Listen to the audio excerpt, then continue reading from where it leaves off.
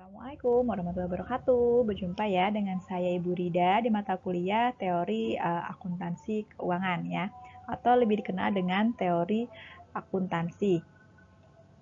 Oke, baik. Ini adalah literatur yang akan kita pakai ya selama satu semester ke depan. Kita menggunakan referensi buku dari Kruder, Clark, dan Ketu ya, atau disebut dengan Kruder et al. Ya. Tahunnya ada tahun 2020, teman-teman. Baik, untuk tahap awal saya akan memberikan pembahasan terkait dengan perkembangan teori akuntansi ya.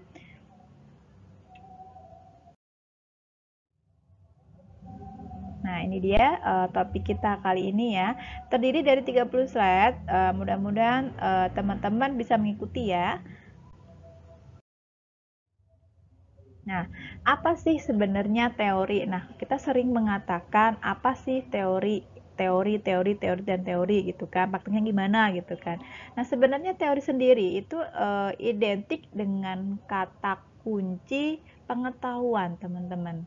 Atau prinsip atau dasar ya. Sering disebut dengan gagasan atau ide juga boleh. Itu semuanya betul ya. Webster mendefinisikan teori sebagai pengetahuan yang terorganisir secara sistematis, dapat diterapkan dalam berbagai keadaan yang relatif luas, sistem asumsi, prinsip, dan aturan prosedur yang diterima untuk menganalisis, memprediksi, atau menjelaskan sifat perilaku dari serangkaian fenomena tertentu ya. Jadi kalau menurut Webster sendiri dia menganggap bahwa teori itu tujuannya adalah untuk menggambarkan ya, mendeskripsikan atau untuk memprediksi sesuatu atau menjelaskan sesuatu ya. Oke. Dua jenis utama. Nah, teman-teman, di teori akuntansi itu ada dua teori ya. Pertama ada normatif, yang kedua ada positif. Nah, bedanya apa, Bu? Bedanya kalau normatif itu ya yang seharusnya gitu ya, what should be gitu. Tetapi kalau yang positif itu lebih kepada apa adanya, what is begitu. Tapi kalau dilihat dari sisi sudut pandangnya, teori normatif ini lebih kepada value adjustment, teman-teman. Jadi mereka berorientasi pada penilaian ya, berdasarkan penilaian begitu maksud saya. Jadi teori normatif ini lebih kepada praktek atau standar. Namanya juga norma ya, norma, praktek, standar atau aturan yang seharusnya harus diikuti begitu. Tapi kalau untuk positif ini lebih kepada pembuktian. Harus membuktikan terlebih dahulu secara empiris, kemudian dia juga lebih kepada memprediksi ya. Jadi apakah sih kebijakan akuntansi yang diterapkan di perusahaan itu sudah layak diterapkan dan apakah relevan dengan kebutuhan yang ada di dalam internal perusahaan? Nah, itu positif namanya. Kemudian lanjut.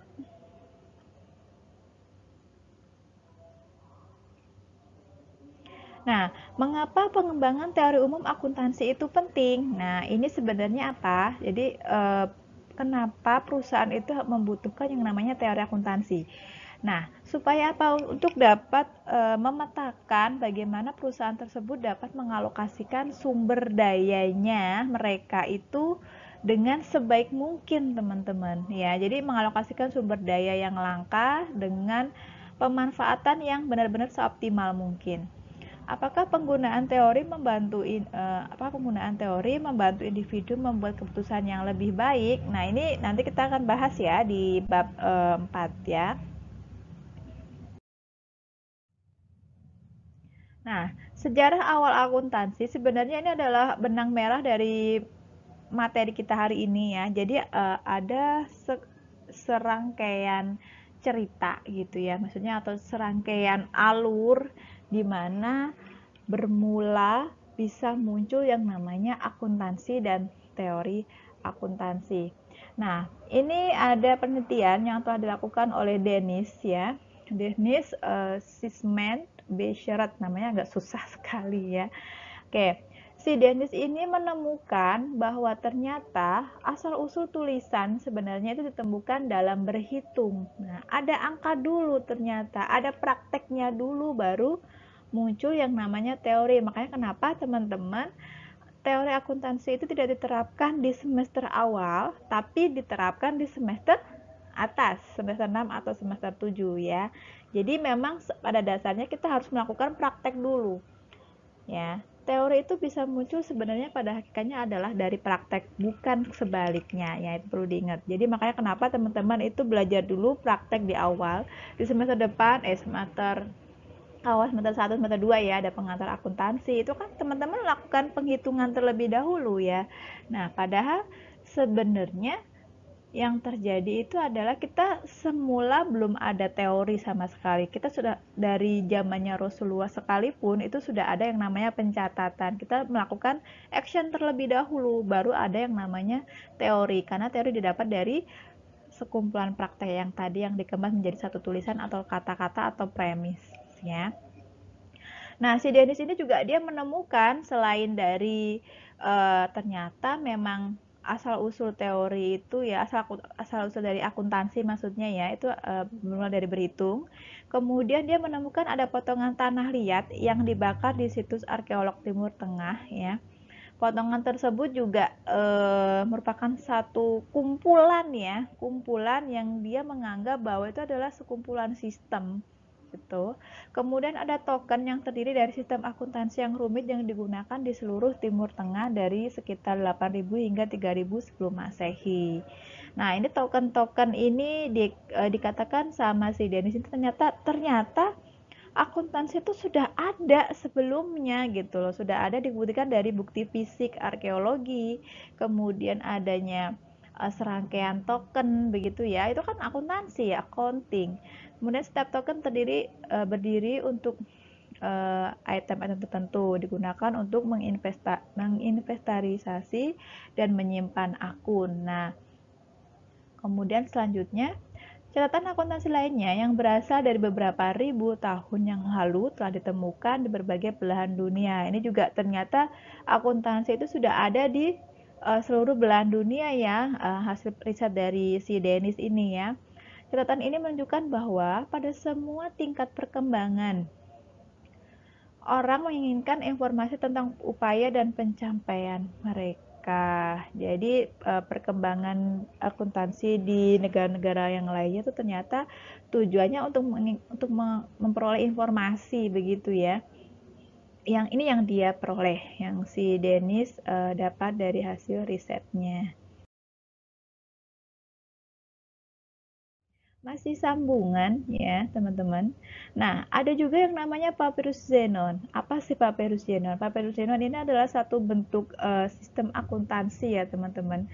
Di papyrus Zenon ini ditemukan ternyata ada proyek dan konstruksi ya, kegiatan pertanian dan operasi bisnis dari perkebunan pribadi Apollonius ya, pemilik Apollonius ya. Jadi ini adalah orangnya untuk jangka waktu sekitar 30 tahun selama abad ketiga sebelum Masehi.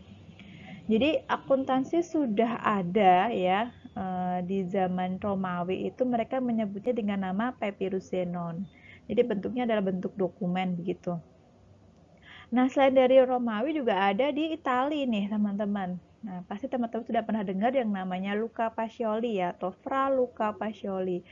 Luca Pacioli ini adalah ternyata dia seorang biarawan, teman-teman ya. Biarawan di Italia ya. Dia menulis double entry. Nah, double entry tahu kan teman-teman double entry. Jadi sistem pendapatan dan kredit yang harus seimbang. Nah, atau disebut juga dengan double entry bookkeeping. Nah, ini adalah pencetus dari akuntansi versi Italia, versi dari Luca Pacioli.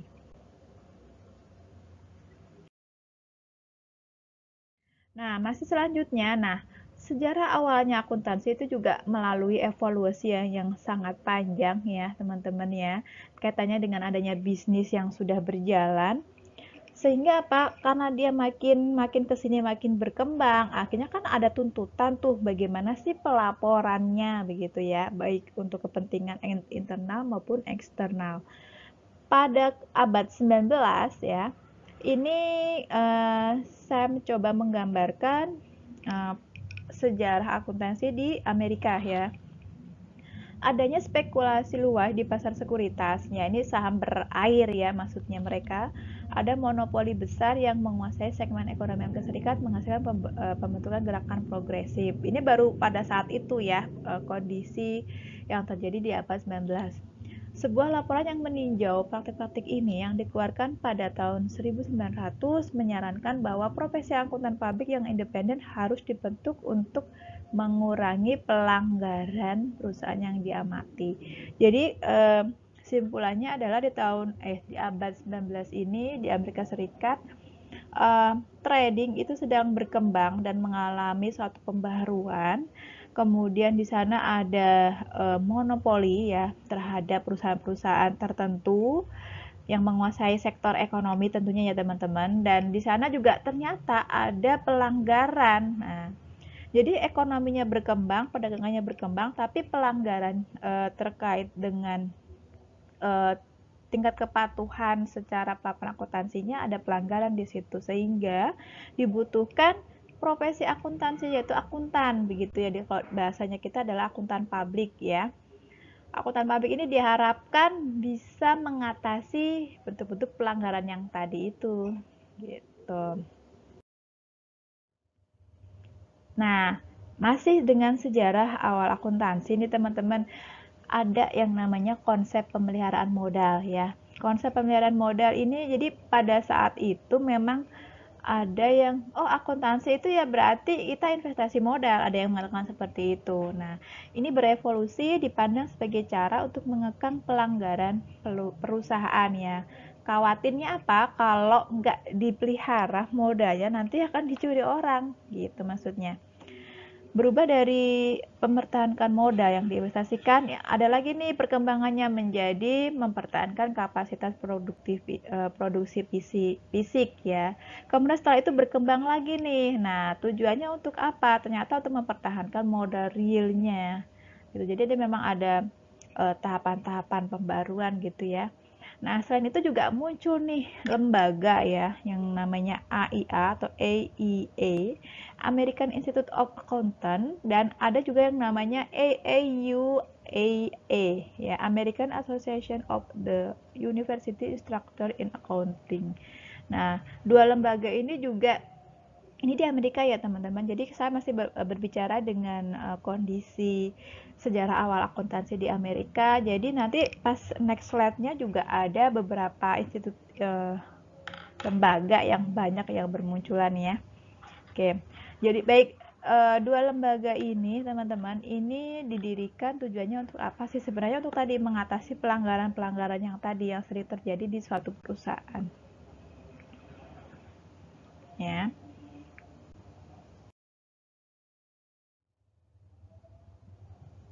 Masih sambungan ya teman-teman. Setelah Perang Dunia I, persepsi publik adalah bahwa bisnis telah direformasi dan bahwa regulasi eksternal tidak lagi diperlukan. Menjadikan peran akuntan berubah dari pelindung pihak ketiga ke pelindung kepentingan bisnis. Nah, ini juga ada paradigma, ternyata ada pergeseran tanggung jawab yang semulanya si akuntan ini harusnya melindungi investor, pihak ketiga atau stakeholder, ternyata justru malah harus melindungi kepentingan bisnis perusahaan gitu loh ya. Jadi emang ada pergeseran. Terus ada tuh yang namanya kritik terhadap praktek akuntansi saat ini menyarankan bahwa akuntan melepaskan peran penata gunaan, terlalu banyak menekankan pada kebutuhan manajemen dan mengizinkan terlalu banyak fleksibilitas dalam laporan keuangan. Ini kondisi pada saat setelah Perang Dunia Pertama ya. Nah, kemudian pada tahun 1929 ada yang namanya pasar saham itu turun drastis ya, adanya depresi besar di Amerika terjadi dan kemungkinan intervensi pemerintah di sektor korporasi menjadi menjulang ya. Ini kondisi down ya teman-teman. Jadi memang Amerika itu kan takut dengan adanya intervensi dari pemerintah ya. Jadi mereka berusaha bagaimana sih supaya pemerintah itu tidak melakukan intervensi terhadap peraturan-peraturan yang dibuat oleh lembaga-lembaga yang ada di Amerika tadi ya. Nah, ini sedikit saya kupas akuntansi di Amerika Serikat sejak 1930 ya. Oke, jadi ada pertemuan nih teman-teman antara NYSE ini adalah New York Stock Exchange ya, dan AIA yang tadi, dan juga Triple E ya. Kemudian juga ada pembentukan SEC yang teman-teman pasti pernah dengar ya, Security Exchange Commission ya, yang di dalam SEC tersebut dicetuskan adanya Undang-Undang Sekuritas di tahun 33, kemudian Undang-Undang Bursa Efek di tahun 34. Ini untuk lebih lengkapnya mungkin nanti teman-teman bisa searching di Google ya. Kalau saya jelaskan nanti jadi panjang. Nah, kemudian juga ada yang menyorot tentang perbedaan antara rumusan prinsip akuntansi publik dan swasta. Jadi di Amerika seperti ini ya kurang lebihnya di tahun 1330.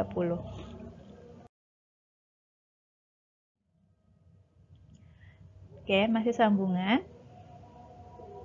Ya, kemudian di tahun 36 sampai 1938 ini SEC yang tadi itu melakukan perdebatan internal tentang apakah harus mengembangkan standar akuntansi nih ya, karena kan standar akuntansi nanti akan dipakai oleh seluruh perusahaan yang ada di Amerika gitu kan.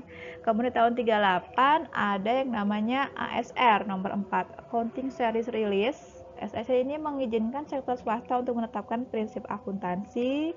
Laporan yang diajukan SEC harus disiapkan sesuai dengan prinsip-prinsip akuntansi yang memiliki dukungan otoritatif yang substansial nih teman-teman. Nah, kemudian di pihak Amerika juga membuat pernyataan prinsip akuntansi ya, di mana prinsip ini dibuat supaya apa? Supaya karena profesi akuntansi merasa belum sempat mengembangkan kerangka teori ya. Akuntansi, nah makanya dikatakan lakukan apa yang menurutmu terbaik ya. Jadi akhirnya nanti dia dicetuskan tuh prinsip akuntansi yang namanya GEP ya, yang teman-teman tahu ya. Kalau nggak salah GEP itu Generally Accepted Accounting Principle ya.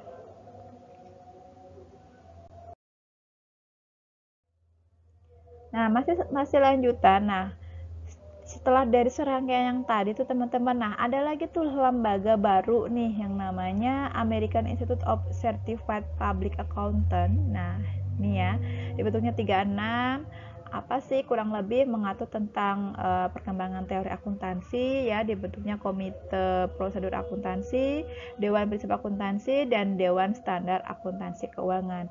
Kalau di Indonesia kan memang kita ada Dewan Standar Akuntansi Keuangan, IAI ya, Ikatan Akuntan Indonesia. Kalau di luar negeri ya ini Dewan Standar Akuntansi Keuangan. Masing-masing telah mengeluarkan pernyataan telah menjadi sumber utama prinsip akuntansi yang berlaku umum saat ini. Jadi di tahun 36 ini American Institute of Certified Public Accountant ini dibentuk dan kemudian merumuskan ya teman-teman ya.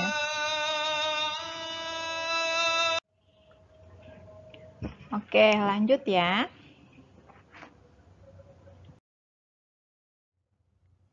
Oke, nah kemudian juga ada nih lembaga yang namanya CEP ya teman-teman, ada Committee on Accounting Procedure ya, dibentuk juga di tahun 1936. Ini pembentukan dari adanya akuntan profesional ya, kemudian juga ada yang namanya Accounting Research Bulletin. Nah, di dalamnya terdapat mencetuskan pengumuman, tidak mendikte praktik wajib, kemudian menerima otoritas hanya dari penerimaan umum. Ya, ini adalah lembaga-lembaga yang ada di Amerika. Kemudian ARB ini dikonsolidasikan pada tahun 1953 ya. Ada ARB nomor 43 sampai 55 ya.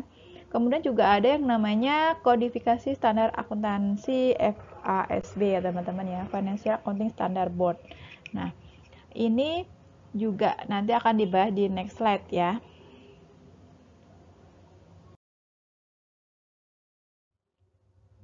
Oke, nah ada juga didirikan yang namanya APB atau The Accounting Principles Board. Ini pasti teman-teman sudah pernah dengar. Nah, di mana yang CAP yang tadi itu dikritik nih, makanya sama si APB ini dia membuat kebijakan baru, ya. Adanya metode merumuskan prinsip akuntansi tidak muncul dari penelitian berdasarkan teori. Ini rumusan dari CAP ya. kemudian bertindak sedikit demi sedikit dan mengeluarkan standar yang tidak konsisten. Nah, makanya dikritik sama si APB. Nah, si APB ini dia merumuskan formasi dan struktur jenis-jenis pernyataan ya. Ada beberapa opini APB, kemudian selain itu juga ada yang namanya kontroversi akuntansi untuk kredit pajak investasi. Ini di tahun 61 ya. Ini menyikapi opini APB 2 dan 4 dan aturan 203 ya. Nah, untuk detailnya teman-teman bisa lihat di literatur ya teman-teman ya. Nah, si APB ini ternyata ada yang mengkritik juga nih ya lembaga si APB ini. Nah, di dalam APB ini adanya kemandirian anggota, di mana anggota memiliki tanggung jawab penuh waktu di tempat lain yang dapat memenuhi pandangan. Kemudian juga dibutuhkan adanya struktur. Nah, struktur ini ya, Big 8 ini ya secara otomatis diberikan satu anggota, biasanya 5 atau 6 anggota publik lainnya bergabung. Nah, waktu merespon, anggota pada waktu tidak dapat menyelidiki dan menyelesaikan masalah darurat tepat waktu. Jadi ini sebenarnya kritikan-kritikan tentang APB.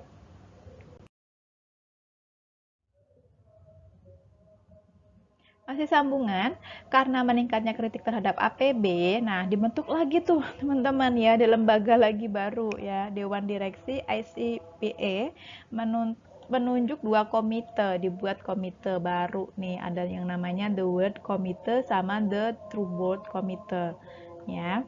Masing-masing skupnya berbeda. Kalau The World Committee ini bagaimana menetapkan prinsip akuntansi, lebih ke prinsip ya. Kemudian kalau The True Blood Komite ini lebih ke tujuan laporan keuangan. Ini kondisi pada saat FASB didirikan ya. Jadi FASB itu mengkritik APB. Nah, ini untuk pengetahuan saja ya teman-teman ya. Ini adalah bentuk daripada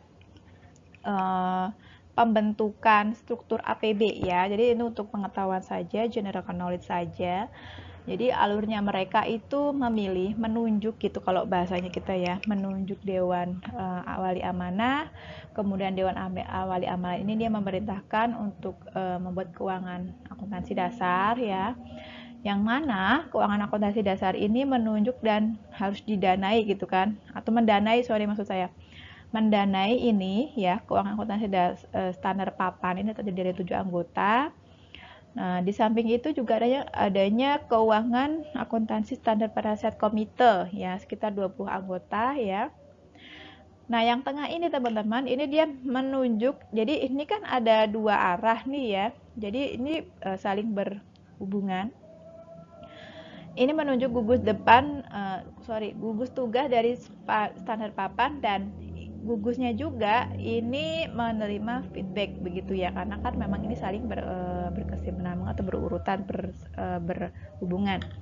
Nah, dari yang tengah ini terdiri dari staf administrasi dan riset staff. Ini untuk teman-teman pengetahuan saja ya.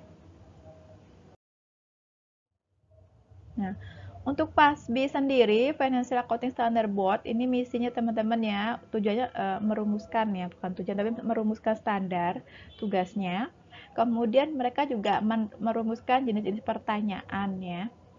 Kemudian ada pernyataan konsep akuntansi keuangan, pernyataan standar akuntansi keuangan, interpretasi, dan buletin teknis. Makanya teman-teman jangan bingung nanti siapa sih yang membuat ISAK ya, FASB. Siapa sih yang membuat konsep akuntansi keuangan? FASB, interpretasi, FASB, buletin teknis, FASB. Gitu. Masih di FASB. Nah, masalah yang muncul ini problem yang muncul ya, teman-teman. Ini adanya kurangnya bimbingan tepat waktu karena kan di FASB memang apa ya namanya?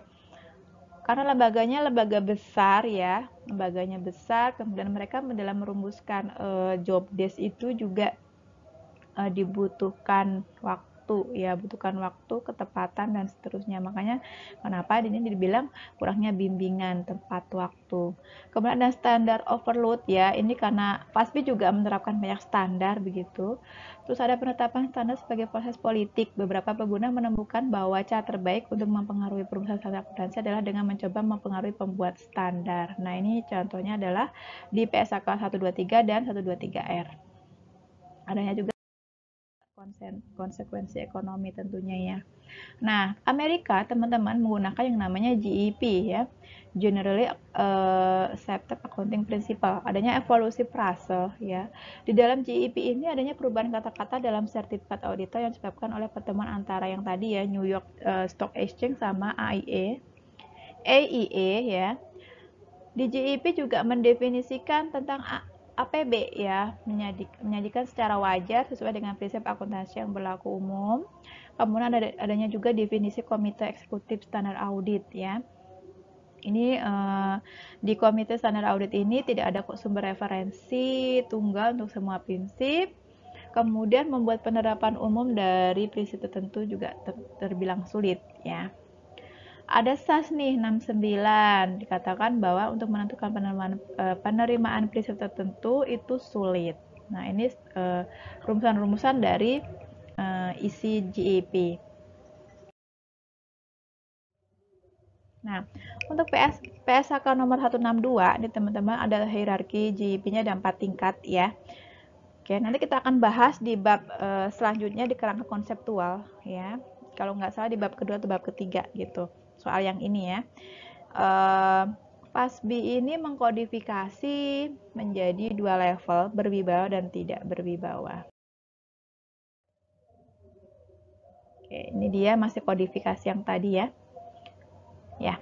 Ratusan standar akuntansi diumumkan oleh beberapa pembuat standar akuntansi yang berbeda. Nah, karena kasus ini, karena banyak sekali standar, ya, pembuat standarnya juga berbeda, akhirnya dilakukan kodifikasi nih sama si FASB untuk standar-standar akuntansi tersebut. Kodifikasi itu dikumpulkan, ya, teman-teman. Standar akuntansi telah berkembang ke titik di mana para profesional tidak dapat mengikutinya. Ini contohnya tidak saya bahas, ya. Nanti bisa dibaca sendiri untuk misalnya ini. Nah, di September 2004 ada yang namanya pembina FAP, ya. FAP itu Financial Accounting Foundation. Saya juga nggak hafal soalnya. Menyetujui pendanaan untuk proyek kodifikasi. Nah, jadi mengajukan ke FAF gitu. Akhirnya ternyata diakui di ACC, ya. Jadi memang serangkaian kodifikasi ini prosesnya juga lumayan. Kemudian di tahun 2009, FASB ini mengumumkan kodifikasi akan menjadi sumber tunggal dari semua US GEP non-pemerintah, efektifnya 15 September 2009. Nah, langkah-langkahnya mereka ternyata dengan adanya kodifikasi standar ini, mereka merestrukturisasi semua literatur US GEP berdasarkan topik menjadi kodifikasi otoritatif tunggal, memodifikasi proses penetapan standar untuk fokus pada pembaruan kodifikasi.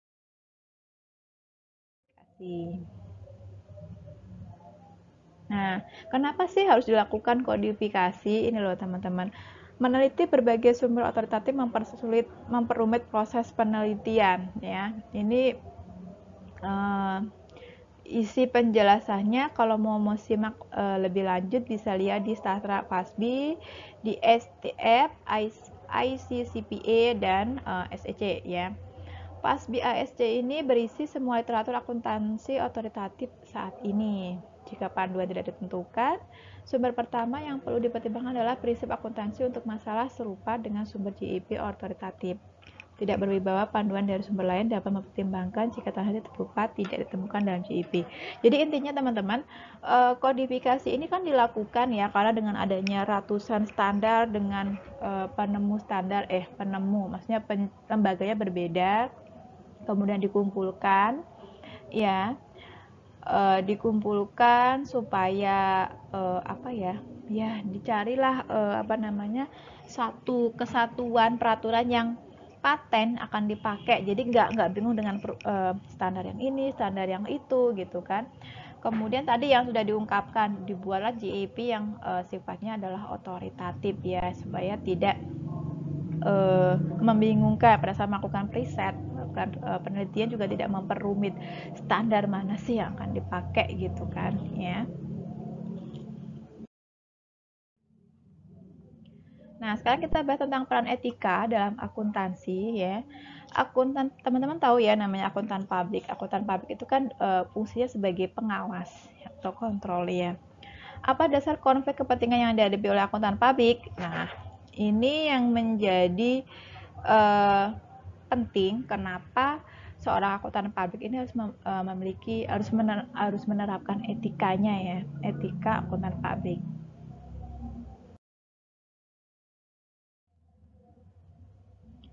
Nah, ini sedikit tambahan, ada akuntansi dalam krisis peristiwa awal di tahun 2000-an ya teman-teman, sedikit mengingatkan saja. Kasus Enron, pasti teman-teman sudah tahu ya, namanya kasus Enron. Adanya penggelembungan, kemudian manipulasi laporan keuangan, dan seterusnya ya. Enron dan skandal akuntansi ini ya, entitas bertujuan khusus atau disebut dengan SPE, sekarang disebut dengan entitas kepentingan variabel ya. Tujuannya apa? Hanya untuk sebatas akses modal dan risiko lindung nilai ya. Risiko lindung nilai ini maksudnya adalah suatu strategi ya teman-teman, di mana strategi ini dilakukan gunanya adalah untuk mengurangi resiko yang akan muncul, yang akan terjadi di waktu yang berjalan gitu ya. Kemudian mengizinkan perusahaan untuk meningkatkan leverage keuangan dan pengembalian aset tanpa melaporkan utang di neraca. Nah, ini masih kasus Enron. Adanya kerugian dijauhkan dari pembukuan Enron ya. Enron mengajukan kebangkrutan dan saham menjadi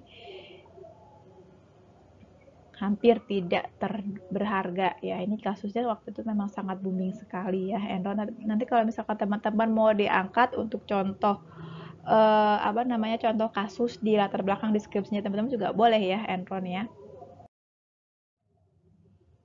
Nah, masih lanjutnya, secara historis akuntansi telah dianggap sebagai profesi yang sangat dapat dipercaya, tetapi hubungan klien berubah seiring layanan konsultasi teknologi informasi tumbuh pada akhir 1970-an dan awal 1980-an. Fungsi audit berkembang menjadi pemimpin kerugian ditawarkan dalam hubungannya dengan banyak keterlibatan konsultasi yang lebih menguntungkan ya. Ini katanya dengan ya.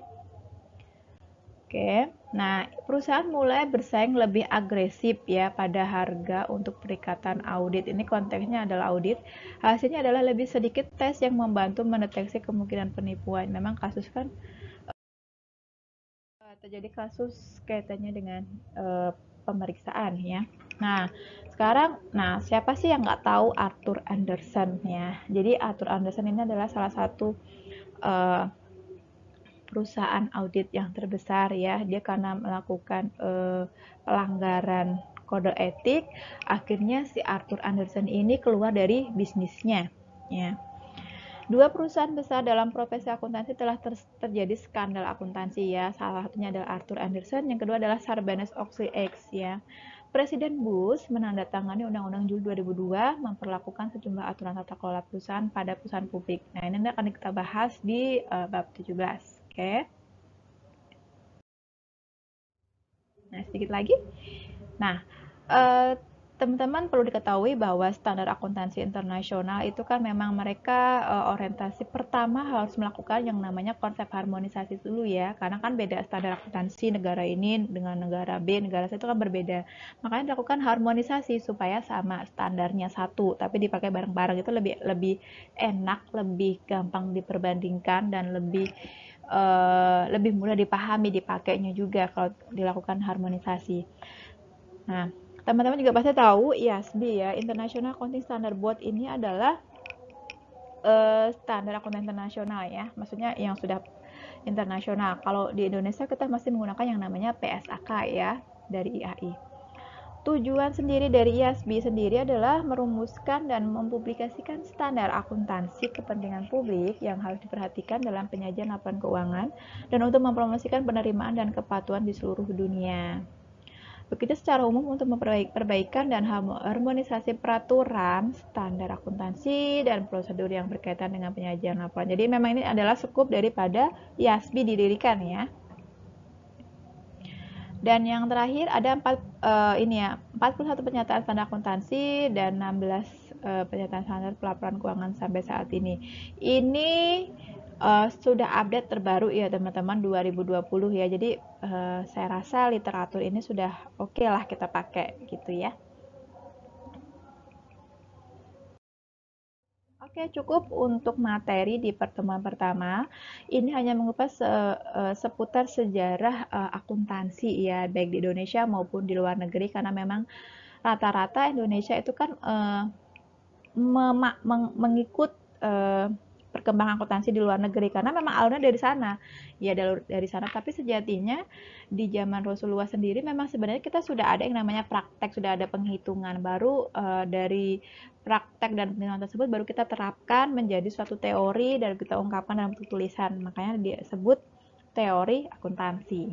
Oke, itu saja dari saya. Mohon maaf apabila ada kata-kata saya yang kurang berkenan. Wabillahi taufiq wal hidayah. Wassalamualaikum warahmatullahi wabarakatuh. Dadah.